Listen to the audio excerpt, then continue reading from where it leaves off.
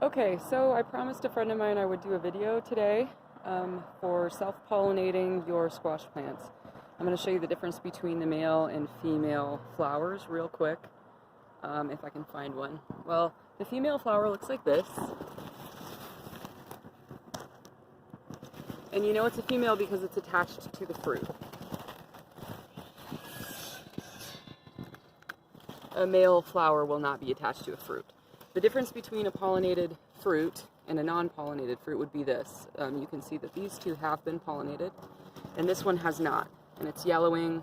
It's never going to get any bigger than this. You want to pop these off your plants so that the plant doesn't give any more energy to this. So basically what you're going to do is you're going to find a male flower of the same species. You want to use the same. You can't pollinate a zucchini with a crookneck, in other words. Okay, so here we've got a perfect example of a female flower connected. Well, female flower connected to a fruit, and a male flower not connected to a fruit. So what you want to do is pop the tops off of these, and then I don't know how I'm going to do this with one hand, but we'll see how this goes. I'm just going to pause it real quick. Okay, so you can see I peeled the outside of the flower off, and what's left is the pollinating stamen. I believe that's what it's called. Don't quote me on that. I'm not a botanist. Okay, so you take the male pollen, and you pollinate the female. And these ants usually would do a good enough trick, but unfortunately the ants aren't getting on my male flowers. They're only going to the female.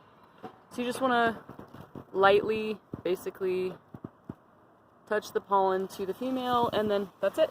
Done. Pollinated. That one will absolutely be pollinated, and then we won't have the problem of the yellowing. You can do the same thing with crooknecks. I've got this little plant over here is perfect. I've got a male flower here and a female flower here that's connected to a fruit. So you just, again, pop this off, take the flower out from the outside of this, which you can eat, by the way, and then pollinate the inside of the female. And then that way they're pollinated and you get tons of fruit and veggies. Okay? Good luck.